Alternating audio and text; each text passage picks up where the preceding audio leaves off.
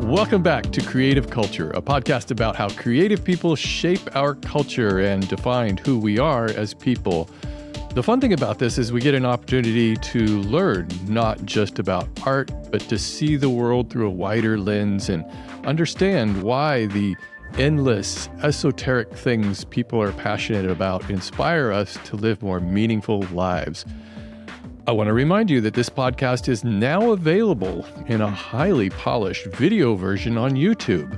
You'll be able to find it at Creative Culture Pod on YouTube.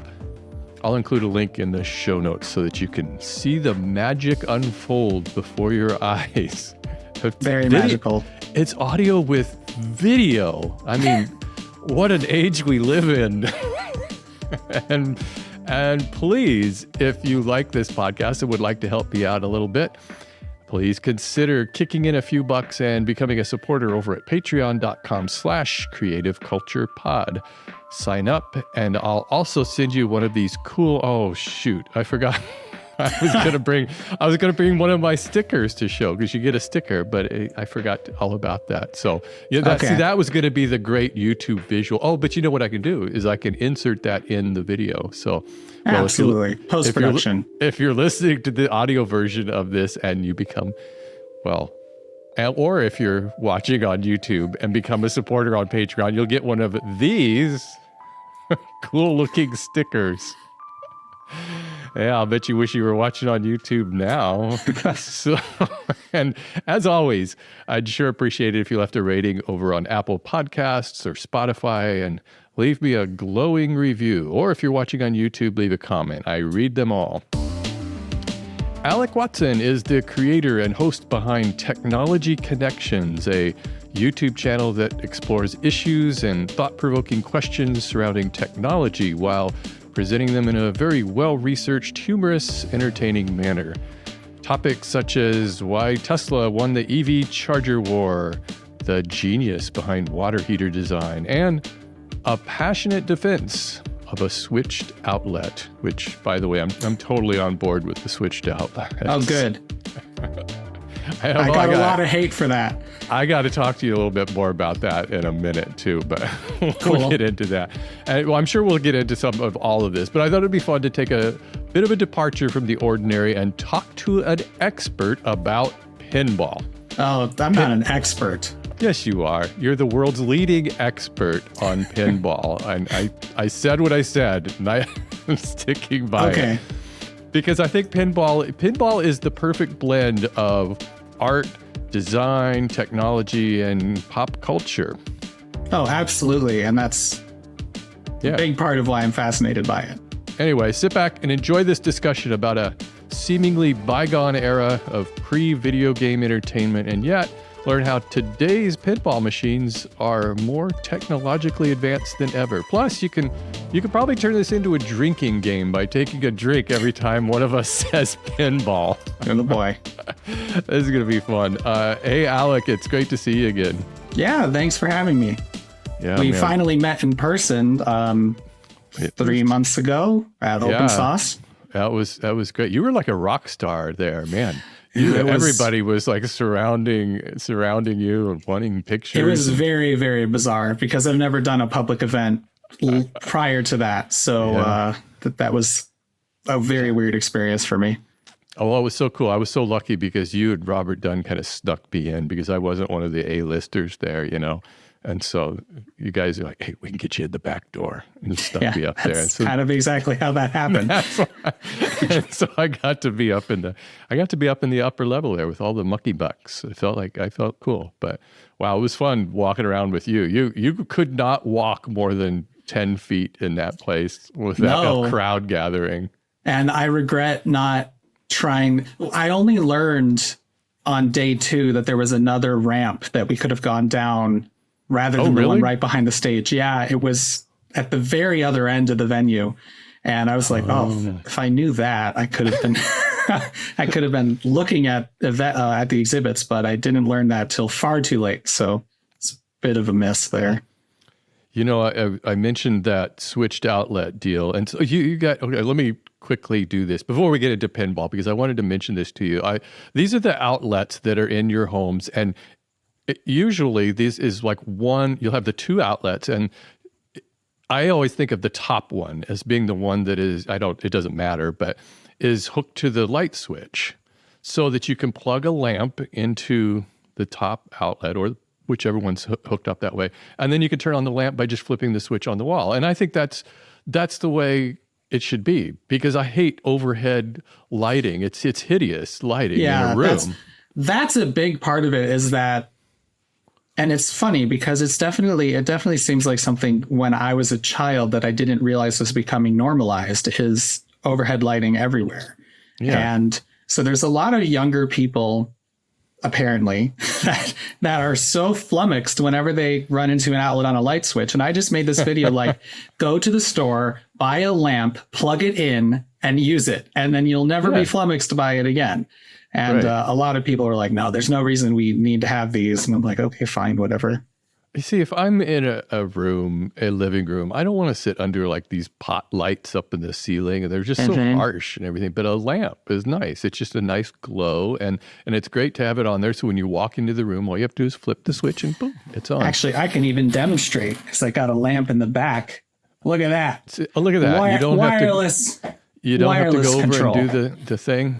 Yeah, but also, and I wanted to show you this. See if you've ever seen this before. This is an outlet in my house. My house was built in 1956. I want to see, and it's still here, this outlet. It's the only one in the house like this. Have you ever seen that before?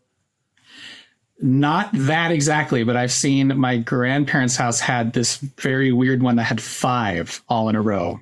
So this is an outlet that has, so a normal polarized outlet, I guess that's what you call it, has the 2 prongs. It doesn't have a ground. So it has 2 prongs, and then there's 2 of those outlets. But in this case, there's 2 prongs on each part of the outlet. So it's like 4 prongs. But I don't know, is that what that's intended for, do you think? It was like 4 plugs would go into this thing? Yeah, I'm sure it was like a space-saving multi-plug. Because, the plugs used to be, if you look at like an appliance from 50 years ago, the US plug is bad enough as far as like on the world design. Ours is horrible. Yeah. But they used to have the tiniest little grips to hold on to the plug, and they were absolutely terrifying. And so you could jam 2 of them real close together like that. Wow. And yeah, I'm sure that's what that was for, but yeah, it's a little sketchy. I think one of the interesting things I remember on your channel you had a while back was, why is there the one hole in one of those prongs that goes into the outlet? Yeah, that was purely because like there are historical uses for it, but like for the most part, it hasn't been relevant for a long time. It's kind of just there. Yeah. And people continue to explain it as far as the historical purpose behind it, which is just always kind of bugged me, because it's like, if you actually just feel as you're plugging it in, you'll notice there's no It doesn't point. Do anything. Yeah. Yeah, it doesn't latch like you would expect it to. Yeah, it's just I think like I said outlet. This is the hole on the side of the plug. On the plug. One of the prongs on there always has that hole, and everybody always wonders what's that for. And I bet you most people think it's like somehow holds it in there tighter or something, but it doesn't do anything. Anyways, we're here to talk about pinball, because I think this is just the coolest thing. When I got to talk to you, learned that how passionate you are about pinball. And I've always enjoyed pinball. I am far from a pinball expert. I'm not even a good at pinball, but I've always enjoyed playing pinball. But is this something you've been into your whole life? So as long as I can remember, there's a video that's going to be in the works, or it is, it's in my head. I need to start committing it to paper and then video. But yes, there's a home video of me when I was maybe 5 playing Bally Theater of Magic, which is an excellent machine, and I may have one of my own now. But I was so young, I needed to be standing on a chair to actually play the machine. And I'm not sure if that was the earliest exposure I've ever had to pinball, but it probably was. And then when I was a kid, somebody got us a copy of Microsoft Pinball Arcade, which was for many years the best computerized pinball game. in some ways, it's still better than some of the modern games, despite being from like 1996. So that would have been like a PC game or something. You could hit keys on the keyboard to use the flippers. It's a really weird game because it was a collaboration with Gottlieb, and all of the machines are real, but Gottlieb had exited the pinball business by the time the game came out. So I've always kind of been a little mystified by that. But yeah, it's been... I don't know. I never got much of an opportunity to play real pinball machines just because the golden age of pinball was before I was born. Sure. And so if you had like, there's a, it's kind of like a knockoff Chuck E. Cheese that is near where I grew up, and we would go there. Well, it was Enchanted Castle is the name of this place. And it was always very frustrating. Well, there was also Safari Land. Anybody who knows my neck of the woods knows those two places. But they would never have... They have like all the redemption games and some arcade games and stuff, but then maybe like 4 or 5 pinball machines. And it was always like that, like the pinballs for the old fuddy-duddies, and I'd be the only one that played it. And I remember I was probably like 12 or 13 at this point, and then this young kid went to play the machine, and he put in his credits and started the game, but he didn't understand you have to plunge the ball. Oops. And so he just walked away from the machine. This thing doesn't work. Yeah. And I was like, wow. So that was, I've always, I've been odd my whole life, but then I was like, okay, I guess pinball's really just kind of going by the wayside here. But it never left my brain. And then when I was in high school, my parents were insane enough to let me go on Craigslist and find a cheap, broken electromechanical game and fix it up. And that was the first time having one to play with. It just what pinball machine was that? It's Gottlieb's Bronco, which is just bad. It's not a very good machine. Yeah, that's why it wasn't worth anything. You still have it? It's at their house and it's in pieces. But I do have a plan to turn it into a coffee table and actually light up the playfield. Yeah. But we'll see. What I find interesting, because, listen to this. I actually did some research into this before having you on the show. And by research, I mean I Googled for like 3 minutes. But I did find out that the history of pinball is actually really fascinating. And so everything seems to cite this game called Bagatelle. Am I even saying that right? I believe you are. That was a French game, and it was the inspiration for... So it's called pinball because the original games were not far from pachinko in that there were no flippers, there wasn't anything like that, and the board had literal pins in it, nailed into the board, and that would cause the ball to, they'd bounce off the pins and just then like land the Price is Right game. Yeah, kind of, but like a lot more elaborate and... And it sort of had the shape of a pinball machine we're familiar with today. Yes. From what I've seen. Yes, but the earliest ones were like tabletop games. Gottlieb's So Gottlieb, their first game that was a hit was called Baffle Ball. And this was like, I've seen one in person. And I don't know how large it is, maybe like 24 inches long and 12 inches. It's a little wider than 12 inches, but it was meant to go on like a bar top, not freestanding, and they were purely mechanical. There was no electronics at all. The scoring was manual. It was just you stick a penny in. So it's just a random thing. You had no control over it. You couldn't tilt it or anything. You were supposed to nudge it. Oh, okay. So the early days of pinball were kind of intertwined with gambling, and that's. Is that why that machine was built, or that device was just for gambling? I'm not sure about Baffle Ball, maybe. But the concept of tilting a machine, that came about because, so a tilt is, most machines have a mechanism to determine that they're being shaken. And you lose. And you lose. And so in the early days, before flippers, when they started to become kind of like gambling machines, there would be some sort of little ball. Usually what happened was there was a cup. And then when you pushed in the coin slide, a peg would fall down. and the ball would land on that peg and then the peg would stick up. So the ball is balancing on this little peg, and if you shake the machine too much, it falls off. Oh, well, that's pretty clever. Yeah, and so it was a very simple thing. And so it was just like, if tilt is, or if game shows tilt, score is void, something like that. Right. And then it just got more and more and more complicated as the years went on. So was this at the time when, now I understand pinball was like illegal in New York. I know there was a documentary about this fairly recently. I think I ran across that on Netflix.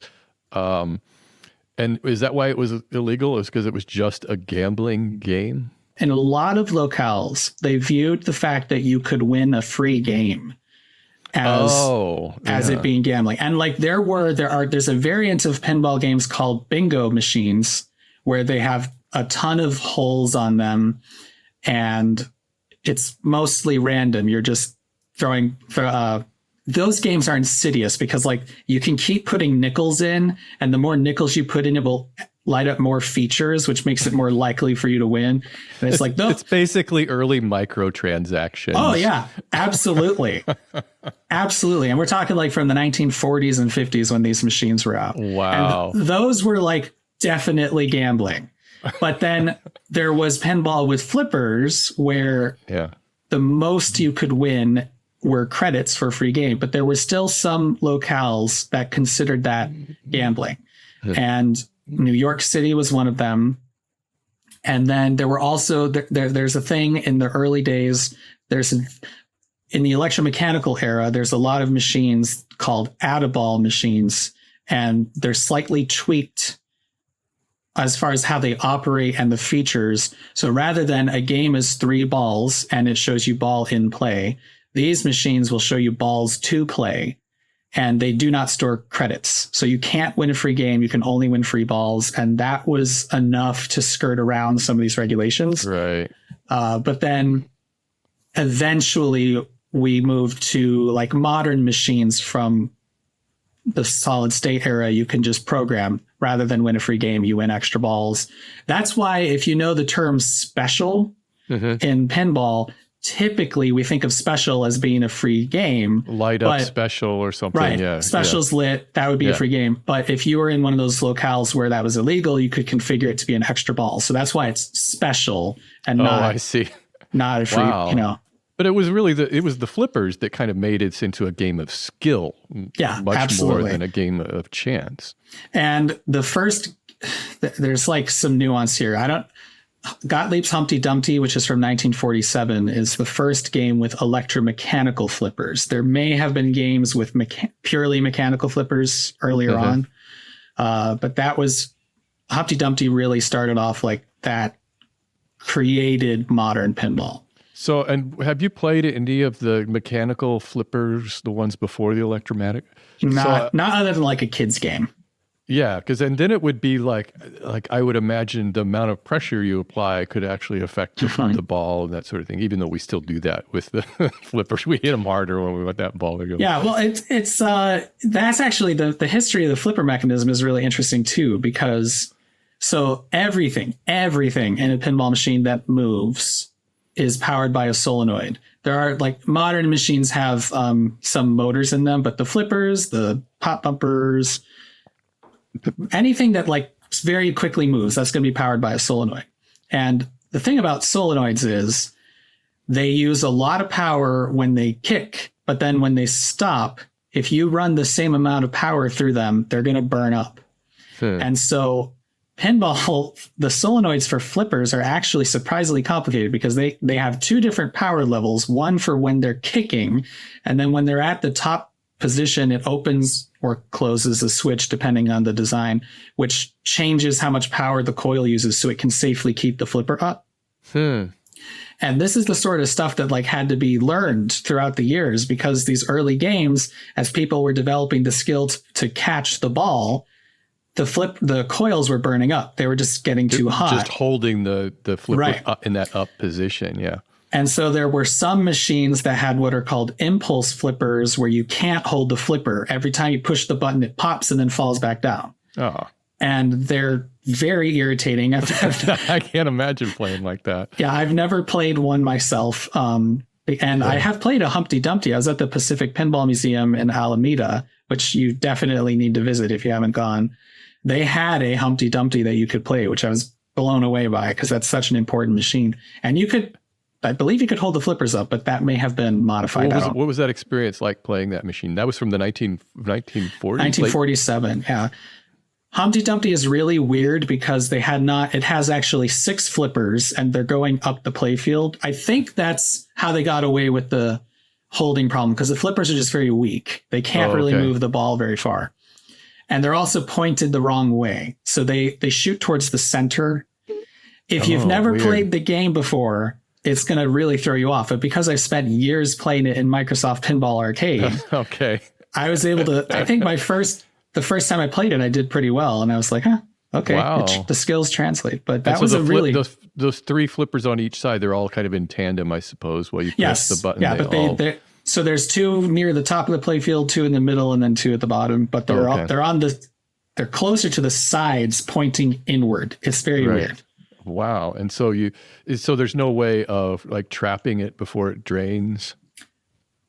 I don't think so. Yeah. And those Humpty Dumpty, like in the early days, the balls didn't drain. There was just a trough there would be 5 balls in the machine so rather than it giving you the same ball over and over again, there were 5 actual balls and they would just land at the bottom.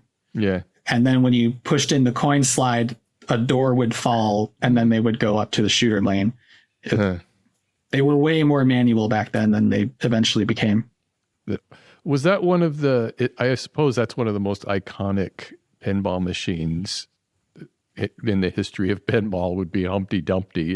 Are there Probably. What are some of the other like iconic games or maybe games that were kind of turning points in technology or? So there's 2 periods in pinball. There's electromechanical and then there's solid state. And so solid state basically just means a computer's running things. And that started to happen in the late 70s. Let me guess. Oh, okay. I was going to say about 79 or so, 78, Actually, 76 is when the first... Oh, really? Yeah, they were pretty forward thinking. They were starting to play around with it in 76. 77 was like the transition period. There were still some electromechanical games. Some games were produced in both electromechanical and solid state. And then by 78, they were pretty much all solid state. And what were the advantages for them at the time to switch to that? How did that improve the gameplay? Initially, it didn't really improve gameplay. They were just to make the machines more reliable. And to be honest, I'm not sure how much that actually happened. Usually at that time when you're bringing, computer technology, there was a question about, well, was that really more reliable than a mechanical connection? Yeah, Gottlieb they're kind of infamous because they did not handle the solid state transition well. And their first solid state games were very, very unreliable. And but anyway, as far as like iconic games in the electromechanical era, I don't know them by name. There's a number of good ones. In the electromechanical era, Gottlieb had the best. And then in the solid state era, they kind of turned to the worst, which was sad. No.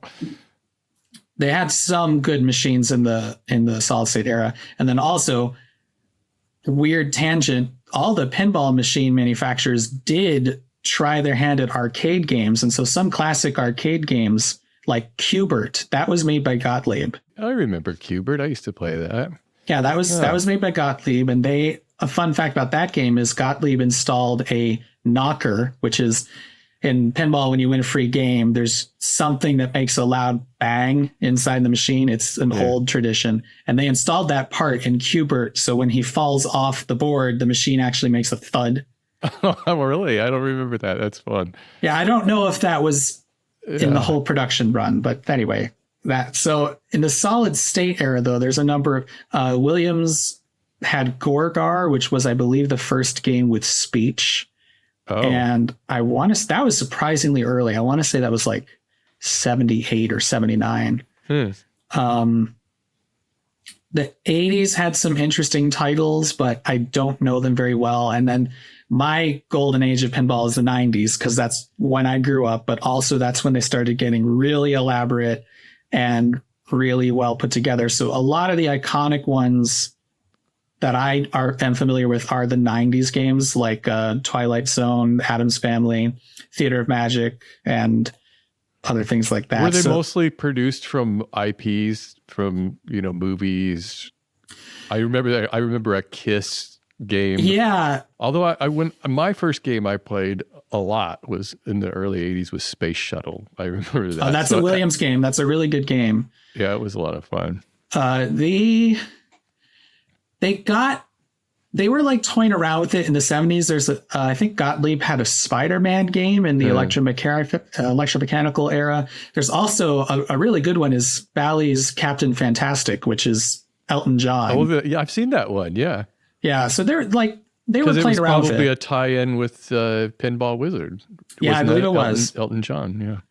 And like there was a Harlem Globetrotters game. There were a lot of experiments with IPs and like licensing, but I don't think that really took off until the 80s. And then by the 90s, it was kind of like that's what they all are. That's and why so I gravitate away from games that are IP based just because I tend to like that, like this is a pinball machine. That's all that it is. Right. But I don't have a good reason for that. And Theater of Magic, as it turns out, was going to be a David Copperfield game.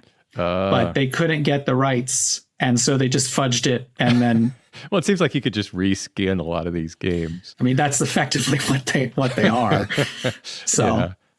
But so there's like a lot to playing pinball that I don't know if like average person who just maybe a couple times in their life has ever dropped a coin into a pinball machine realizes that. There's strategy, there's ways that there's like timing where you can increase your points during certain periods, and there's just all of these skills that go along with pinball. That's very true, and I have never developed nudging as a skill. I'm just terrible at it. What is nudging? So that's pushing the machine. Oh, but not to the point of tilting though. Well, in the solid state area, there were tilt warnings. So if the tilt bob hits once, and you can like people don't necessarily realize how configurable the later machines are. There's a menu you go through, and you can set all sorts of things up. Oh. So you can even define how many tilt warnings you want to give. But I'm bad at nudging. I've saved a ball maybe 2 or 3 times because. Mm-hmm. I don't have the reaction time to see it's not going to hit and I need to shove the machine to the right.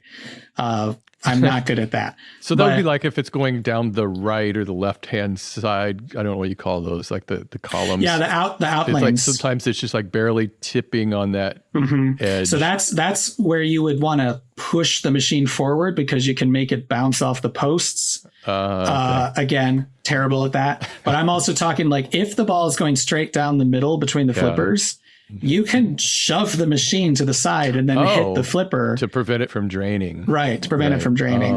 And like some people will consider that cheating, but nobody in the pinball world considers that cheating. Like that's totally. I wouldn't think so. That's as long as you're not tilting, you're because that's one of the skills I learned. And again, my experience with pinball was really confined to one game, which I kind of got really, really good at. Yeah.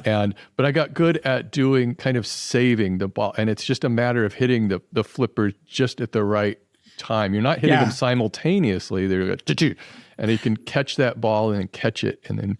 That's one of the most important skills is I don't know what it's called. Yeah. But because the flippers make an arc, they stick out further into the center than you realize. So if the ball looks like it's going to drain closer to the left flipper, if you quickly do left and right, you'll typically knock it just enough over into the right flipper to save it.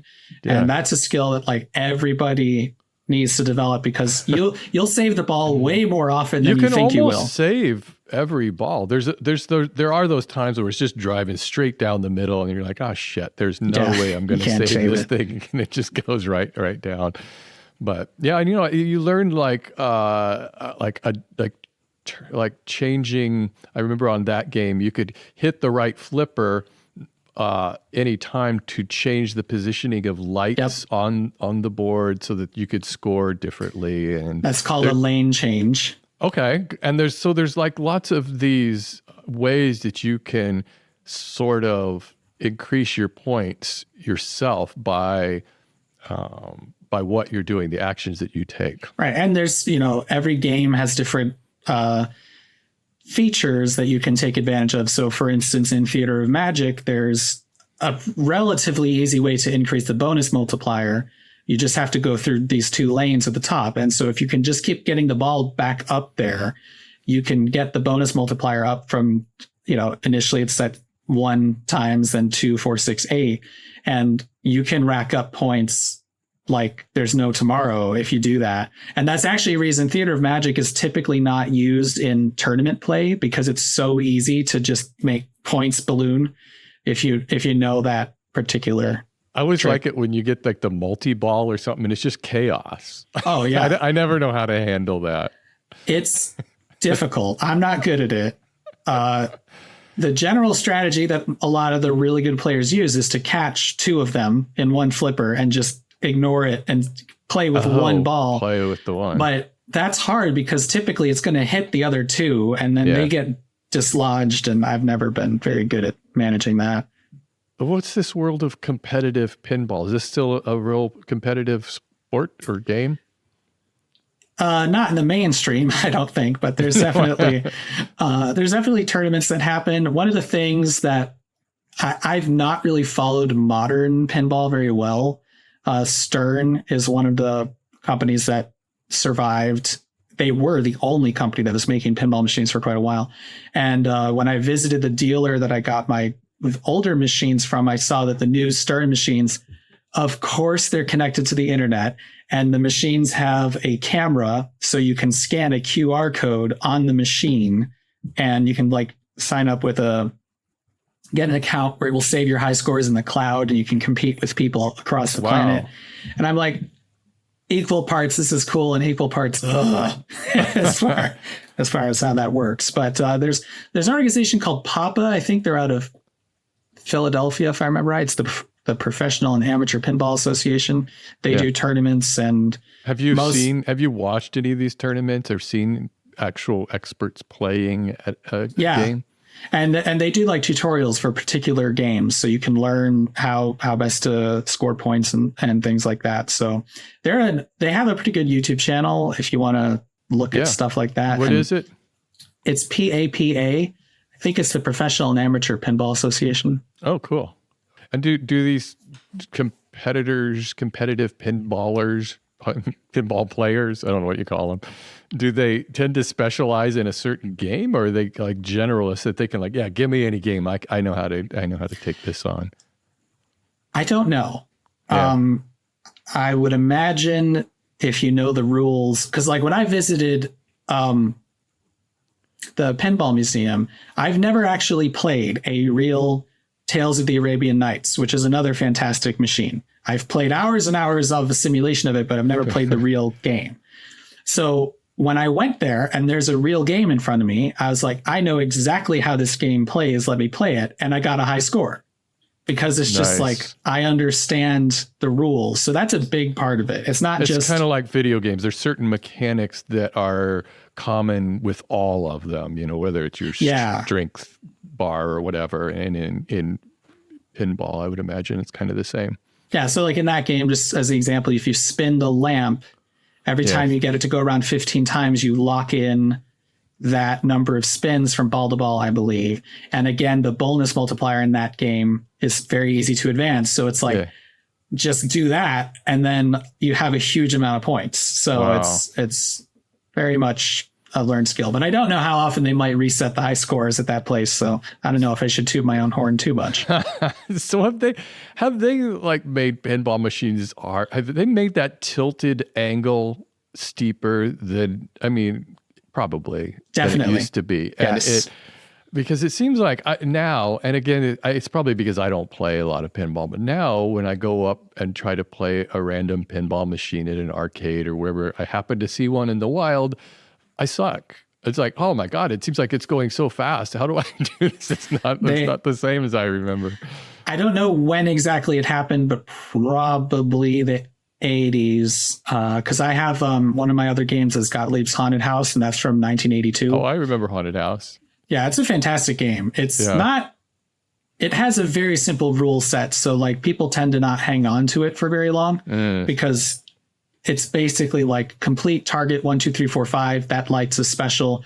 Complete the drop targets 3 times or 4 times. That lights a special. That's kind of it. There really isn't a progression. It was an early solid state game, so they were for the most part not yet realizing we can do so much more with computers. They were just building games like they had already built them, but having a computer rather than relays and whatnot. But that game is next to Theater of Magic, and you can tell the back of the playfields are at about the same height, but the front on the new machine is probably 2 inches lower, maybe even 3. Oh, yeah. So they're much more steeply sloped.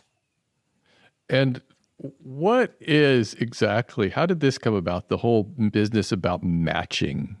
Does this go back to the whole like gambling era or something? Because I know at the end of a game, it'll go and spins through the numbers and hopefully you get a match, but you rarely do, it seems like. And if you get these 2 numbers matched, then you get a free game.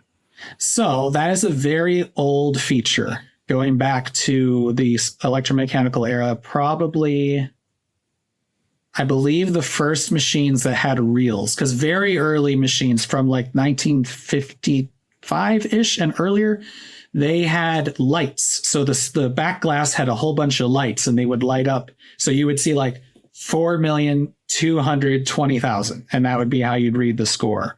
And then they moved to the reels, like an odometer, like an old fashioned odometer, I should say. The big spinning ones or something. Right. And there's a mechanism.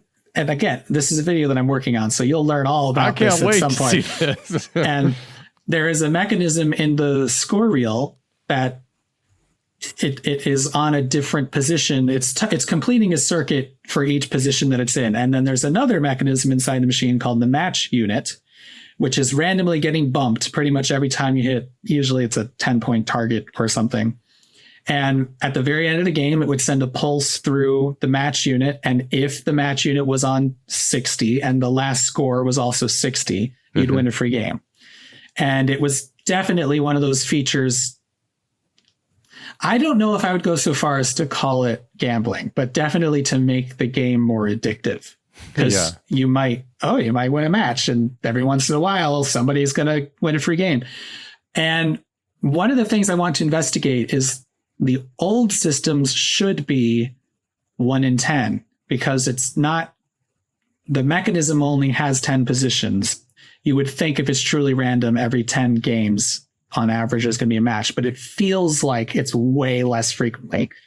And I want to chase into the mechanics there. But the newer machines, you can tell it how often you want it to have a match. Oh, right. Yeah. So you can say, I want 7% match. I want 5% match. I want 20% match, or just turn it off. I think it's just been 1% on all the ones I've played on. I never get the match. It's not unlikely. And then the newer games, what is fun, and this is actually a good thing if you want to own one, the replay score automatically moves up the more replays you get, because like in the situation of like if it was in a bar, if a really good player is playing the machine and they just keep racking replays, you need it to get harder. Otherwise, it's not going to make any money. Yeah. So an older machine, you get good at it, you'll just consistently win replays, and then it gets kind of boring. So how many machines do you own? Currently, as far as good ones. In your fleet. There's three nice ones. One that's nice-ish but needs a lot of work, and then one that's in pieces. The one that's nice-ish will be the main focus of the video. That's Williams Aztec. It's from 1976, I believe. Oh, that's a real old one. Well, it's not that old. 76? Mm-hmm. That one's fully electromechanical. I guess that, considering that they were around in the 40s, that wouldn't be that old, but that still seems old to me. And then what are the other ones? So it's Theater of Magic, Haunted House from Gottlieb, and then the other one was a splurge, definitely. It's Circus Voltaire, which is a very unique game. It's from 97. It did not sell well, and it's pretty rare. And so when one popped up locally, I was like, I'm going to get it. How much does that cost, if you don't mind me asking? 5 figures. Oh, really? So that's like really rare kind of machine. Well, a lot of the games from the 90s, the good ones, are north of 5 figures at this point. Wow. So, because they're not, actually, they're not making any more of them, but there have been some reproductions that were done of some games, not Circus Voltaire. And it does make me wonder, will the value of the machine drop if someone remanufactures it? But like, I don't care. I'm not really, that's not why I have it. It's fun. Is there like a holy grail machine, like the one that everybody kind of wishes they had, but there's only like 1 or 2 in existence?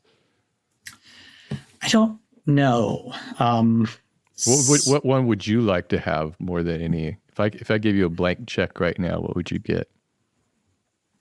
It wouldn't be one. It would be several from the Bal Williams period of the mid 90s. There's so many great machines from that time period, but if I had to pick one, it would either be the Indiana Jones machine or the Star Trek Next Generation machine. Oh, really? That sounds cool. What tell me about that, the Star Trek one, because I love that show. That was one of the Super Pins. I believe that was the name. And this was when, so in 1990, 91, that was when pinball peaked again. And Bal Williams were making, so Bal and Williams by this point were the same company. And actually Midway had some part in there. I don't remember. I don't know the specifics there, but anything from like, I think it's 87 is when they merged on. If it's a Bal or a Williams machine, it's made by the same company. They just use the 2 brands for whatever reason. And Bal, by the way, it's the same Bal as like casinos and the fitness. That is that company, but it got, divested and as far as, so like the pinball part of their business was sold to Williams in the 80s, and then they continued to use the name, but they don't really have a connection to the Bal company. One of the better ones, and I'm just a huge Trekkie, so yeah. But that's one of those machines. What's your favorite series? Which is the Star Trek series? It's either TNG or DS9. I really like Deep Space Nine. Yeah, really? I've learned I really like it. There's parts of it that aren't great. Yeah, but I really like Deep Space Nine.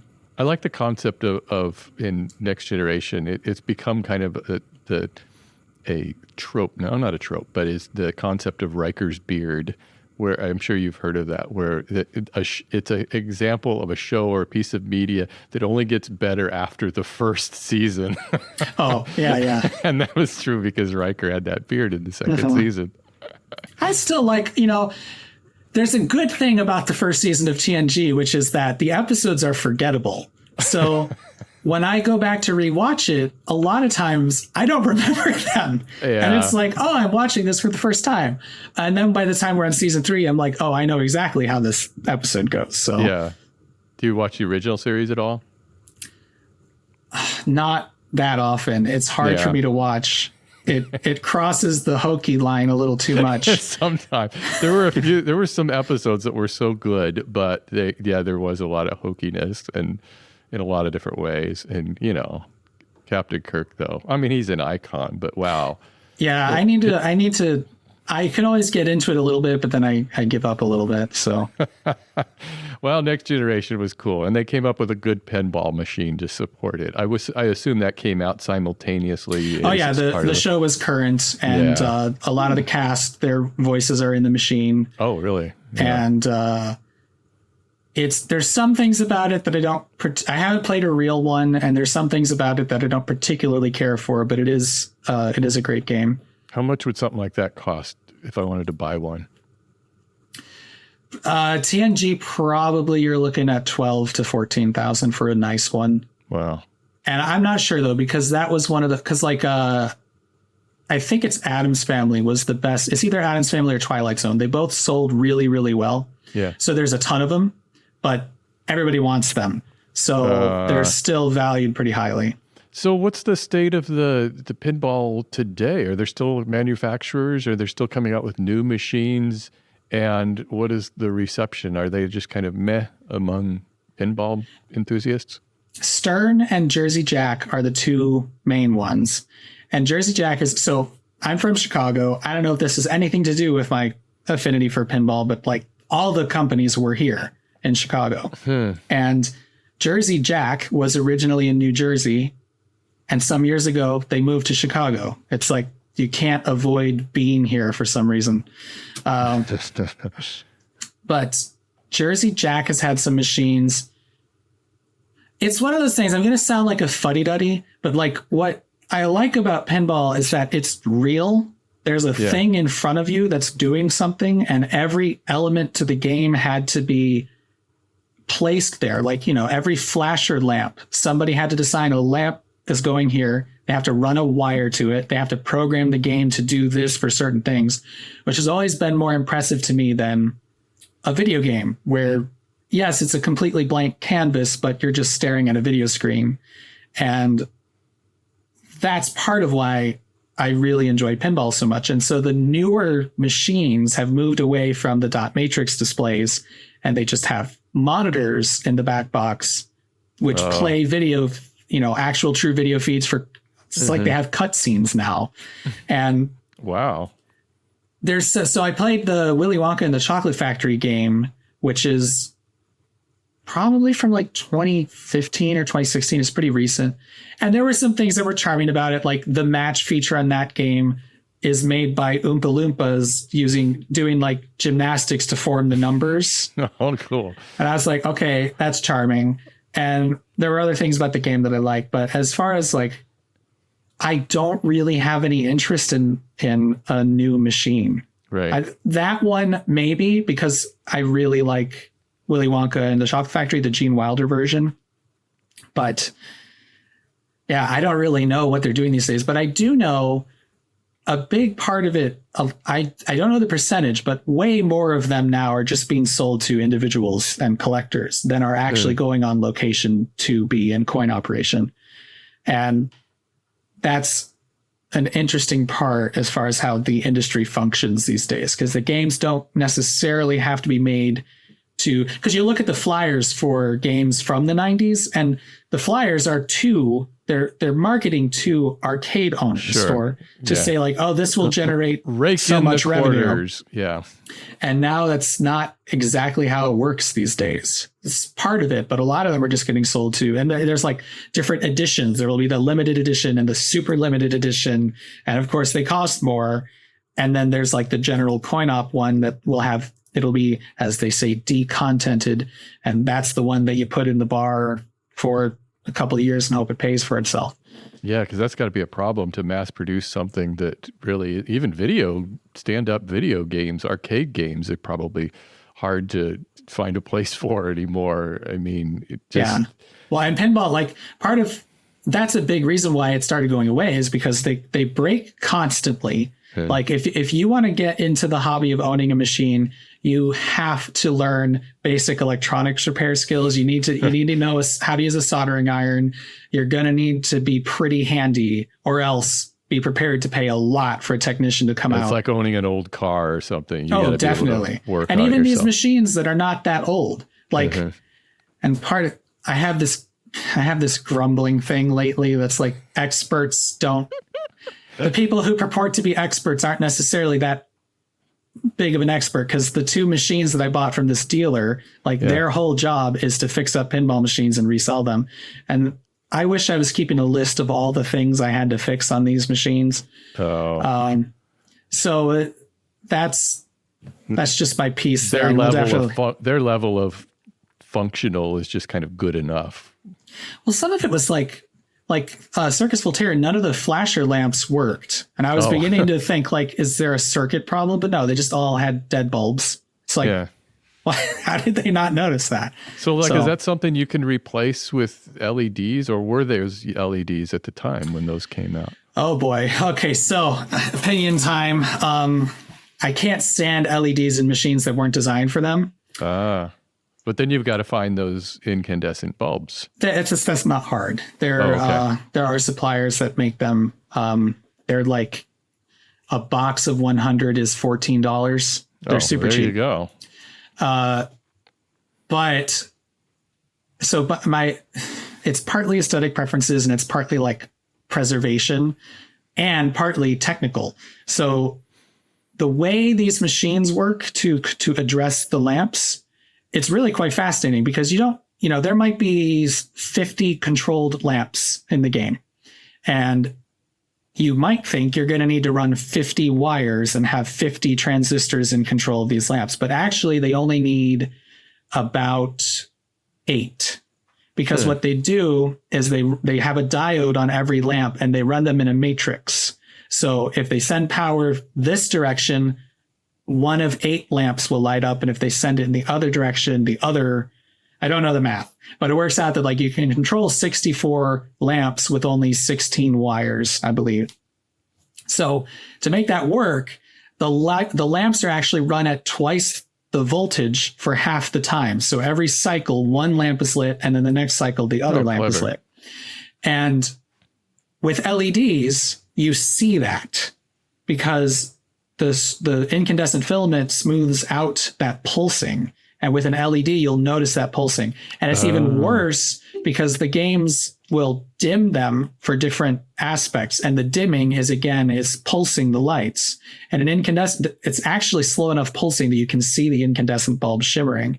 So when I got these machines, they had LEDs in them because that's what everybody does. And to me, it's just like they looked wrong. And every time the game would dim the lights for a video mode or whatever, it was horrible to look at. I just couldn't stand it. So I had to spend a good couple hours undoing all that work because it's just it's like, it's not supposed to have them. I can't stand the way it looks.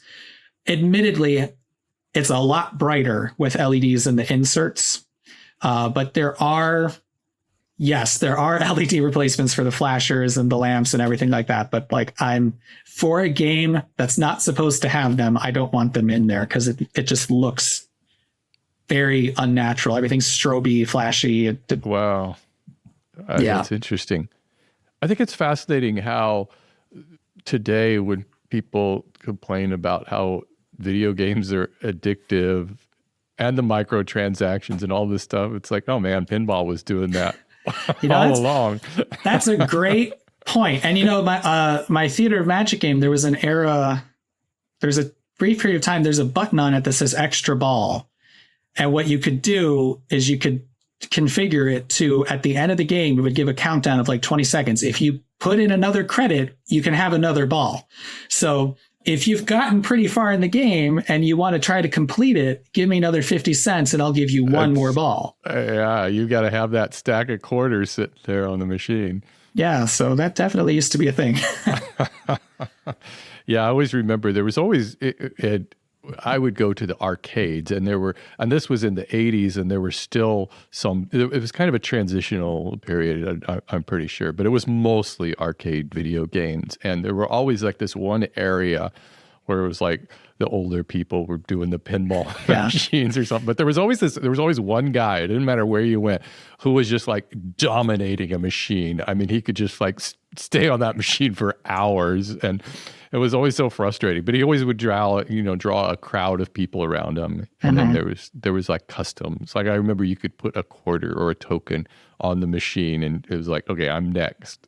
Yeah, I'm too young to have experienced that, sadly. But I got off on a tangent as I usually do, but that's what I was saying as far as the reason why it went away was partly arcade owners were just tired of having to fix the machines all the time. Yeah. Plus, they take up more floor space than a stand-up arcade cabinet. So it was kind of like there were a lot of pressures to make pinball go by the wayside. It wasn't purely that people weren't playing it. That was part of it. But business wise, it's just like when you're throwing a 2-ounce steel ball at high speeds into things, it's going to break them.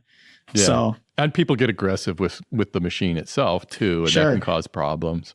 And the machines, like, it's really fascinating until you really have one and examine it. You don't realize that like they are not made very robustly. It's just, really? They're just plywood. And like, if you look at the back box, the black edging around the black box, that's just the face of the plywood painted black. Oh, really? Yeah, they're really not robustly made. So, well, I guess they have to cut corners, make them inexpensive if they're going to mass produce those things to a certain extent. Exactly. And it's just the stuff you don't notice it until like you open one up and you're like, this is barely put together. Like, and even the playfield is just resting in there. You take the glass off, you just pick it up. And so one thing I remember changing on some of those machines was on the plunger. You pull the plunger back to spring the ball forward or whatever. But I remember that it was like always like cooler to like poof, hit it with the palm of your hand, the plunger. And then they started putting these little divots or like little pins sort of on the end of that plunger, so it would like hurt your hand if you tried to do that. I think they didn't want people doing that. That's a way to rough out the machine. But also, and I wonder if this is part of to make that go away. You know, there's an element called the skill shot, and most games have some form of skill shot, which is usually the pressure of the plunger. So like in Circus Voltaire, there's the way the ball gets put onto the playfield is kind of in an arc, and there's a target at the end of that arc. And if you manage to hit it, then you get the skill shot. And so there was eventually an element of skill put into the actual plunger itself. That's why there's usually some sort of a gauge to show how far back you've pulled the plunger. Oh, right. Yeah. Well, Alec, this is interesting stuff. We did it. We filled an hour of pinball talk. Hopefully I hope it does well. Hopefully somebody listening has counted how many times we said the word pinball and is like really drunk at this point. And then when that happens, you are not good at pinball, let me tell you.